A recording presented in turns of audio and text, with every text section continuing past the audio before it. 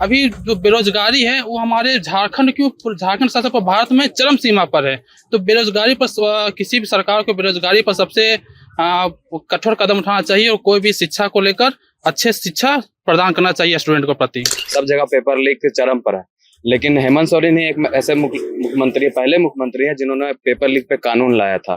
तो उनको लगता है कि अगर उनको दोबारा मौका मिलेगा तो वो एक स्टेबल अगर होके चला पाएंगे। सबसे सर्वप्रथम यही मुद्दा होता है कि हमारा शिक्षा बहाली अच्छा किया जाए, स्वास्थ्य अच्छी किया जाए, सरकारी रोजगार में बढ़ावा दिया जाए। जब तक एजुकेशन और सोशल सेक्टर में से डेवलपमेंट ना हो तो इस पे काम करना सबसे आई थिंक प्राइमरी गोल होना चाहिए गवर्नमेंट की। मेरी तो यही है। एक्चुअली सर, एक तो यूनिवर्सिटी में प्रॉपर वाइस चांसलर नहीं है जो परमानेंट हो, जिसकी वजह से बहुत सारा काम रुका हुआ है। 1 साल से जो टॉपर्स को एज ए टीचिंग असिस्टेंट या फिर डी टॉपर को मिलता है पढ़ाने के लिए, वो अभी तक नहीं मिला है। यूनिवर्सिटी बढ़ाने से पहले आई थिंक यहाँ पे हॉस्टल फैसिलिटी को और ज्यादा लेजिट करना बहुत ज्यादा जरूरी है। हॉस्टल है but that is not working, वो नहीं है अभी प्रॉपर। गर्ल्स के लिए तो और भी ज्यादा नहीं है, तो एक्सटेंड करने से ज्यादा बेटर है कि आप हॉस्टल फैसिलिटीज बढ़ाएं। चुनावी मौसम है और चुनावी मौसम में छात्रों के हित में बात करने के लिए आज हम पहुंचे हैं विनोबा भावे यूनिवर्सिटी। आज यहां छात्रों से सीधे जुड़ेंगे और ये जानने का प्रयास करेंगे कि आखिरकार वो किन मुद्दों पे वोट देंगे और सरकार चुनेंगे, क्योंकि छात्र हित के बारे में कई नेता बात करते हैं लेकिन कई बार वो विफल भी हो जाते हैं। सीधे हम कुछ युवाओं से जुड़ेंगे और सीधे जानने का प्रयास करेंगे। पहले अभिषेक से हम बात करेंगे। अभिषेक जी, किस मुद्दे पे इस बार सरकार को छात्र चुनेंगे या आप किन मुद्दों पे वोट देंगे? जैसे देखिए, वर्तमान में जो सरकार चल रही है, तो सरकार जो वर्तमान में है वो काफ़ी परेशानियों के साथ जूझते हुए काम की है और बेहतर करने का प्रयास किया है। चूँकि हेमंत सोरेन ने 5 साल ही काम कर पाए हैं, अगर इनको दोबारा मौका मिलता है तो मुझे लगता है कि ये और बेहतर काम करेंगे। हाँ, थोड़ा सा युवाओं में नाराज़गी ज़रूर है कि पेपर्स लीक का जो मामला है, लेकिन आप देखिएगा कि देश में पेपर लीक चरम पर है। चाहे वो कोई भी स्टेट हो, चाहे वो झारखंड हो या वो यूपी हो, चाहे राजस्थान हो, सब जगह पेपर लीक चरम पर है। लेकिन हेमंत सोरेन ही एक ऐसे मुख्यमंत्री पहले मुख्यमंत्री है जिन्होंने पेपर लीक पे कानून लाया था। तो उनको लगता है कि अगर उनको दोबारा मौका मिलेगा तो वो एक स्टेबल अगर होके चला पाएंगे। जैसे कि थोड़ा सा अनस्टेबिलिटी आया था इस बार 5 साल में, तो बेहतर चले, हमको लगता है बेहतर काम होगा। और युवाओं के बहुत सारे मुद्दे हैं। सबसे पहले तो शिक्षा का स्तर दिन प्रतिदिन गिरते जा रहा है। हायर एजुकेशन हो या प्राइमरी एजुकेशन हो या सेकेंडरी एजुकेशन हो, शिक्षा पे कोई भी सरकार आया हो झारखंड में कुछ विशेष ध्यान नहीं दिया। एक चीज आपसे ये भी पूछना है कि जिस यूनिवर्सिटी में हम खड़े हैं यहाँ पे वाइस चांसलर ही कई सालों से या कई महीनों से नहीं है, तो इसको लेके किस तरह से आप लोग इस बार ये करिए वोटिंग? यहाँ पे 1.5 साल से कोई स्थायी कुलपति नहीं नियुक्त किया गया है। ये राजभवन का विफलता है कि यहाँ पे स्थायी कुलपति अभी तक नहीं दे पाए हैं। ये दुर्भाग्य है कि किसी विश्वविद्यालय में 1.5 साल से स्थायी कुलपति नहीं है। ये इस पे बहुत सारा प्रभाव पड़ता है छात्रों के कार्यों में। छात्र जो है कई बार यहाँ से पत्र लिखा गया है यूनिवर्सिटी के द्वारा, लेकिन अब तक इस पे कोई समाधान निकल के नहीं आया। हमारे साथ कुछ और विद्यार्थी हैं।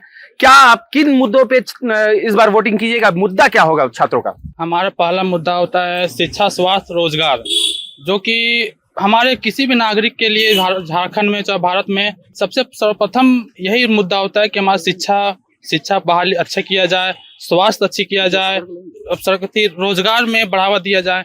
लेकिन अभी कुछ सालों से देखा जा रहा है 3-4 ऐसे एग्जाम हुए हैं, जैसे एसएससी सीजल प्रीवियस एग्जाम हुआ है, इतना लोग परेशान, स्टूडेंट परेशान हो गए। कई सालों से, लगभग 7-8 सालों से लोग पढ़ाई सीजन में एग्जाम का तैयारी कर रहे हैं, बट उन लोग को सरकार कोई उसके पीछे कोई भी ध्यान नहीं दे रहा है। एक होना चाहिए कि 7-8 साल से अगर कोई तैयारी कर रहा स्टूडेंट के प्रति उसको सरकार का जिम्मेदारी बनता है कि उसको ध्यान दे, उसको अच्छा करे और रोजगार उपलब्ध कराए, ताकि क्योंकि अभी जो बेरोजगारी है वो हमारे झारखंड शासन पर भारत में चरम सीमा पर है। तो बेरोजगारी पर किसी भी सरकार को बेरोजगारी पर सबसे कठोर कदम उठाना चाहिए और कोई भी शिक्षा को लेकर अच्छे शिक्षा प्रदान करना चाहिए स्टूडेंट को प्रति। चलिए, और कई सारे मुद्दे हैं, उन पे छात्रों से बात करेंगे और ये जानने का प्रयास करेंगे कि इस बार झारखंड का जो चुनाव है और इस चुनाव में छात्र हित में और किन मुद्दों पे छात्र वोट करेंगे, किन मुद्दों पे इस बार चुनाव में वोट दीजिएगा। एक्चुअली सर, एक तो यूनिवर्सिटी में प्रॉपर वाइस चांसलर नहीं है जो परमानेंट हो, जिसकी वजह से बहुत सारा काम रुका हुआ है। 1 साल से जो टॉपर्स को एज ए टीचिंग असिस्टेंट या फिर डी टॉपर को मिलता है पढ़ाने के लिए, वो अभी तक नहीं मिला है। प्लस और दूसरे स्टेट में क्या होता है कि नेट जो क्वालिफाइड होते हैं उन लोगों को भी स्टाइपेंड मिलता है पीएचडी करने को, बट झारखंड सरकार की तरफ से ऐसा कोई स्टाइपेंड नहीं मिलता है। तो बिजली पानी तो मुद्दे कई रहते हैं और चुनाव के दौरान दिखता भी है मुद्दा कि बिजली पानी सड़क पे लोग वोट करते हैं, लेकिन सबसे बड़ी समस्या आपने इन छात्रों की आपको सुनाए हैं कि कई सारे मुद्दे हैं, स्टेफन नहीं मिलता और कई सारी छात्राएं हैं। क्या क्या मुद्दों पे इस बार वोट कीजिएगा?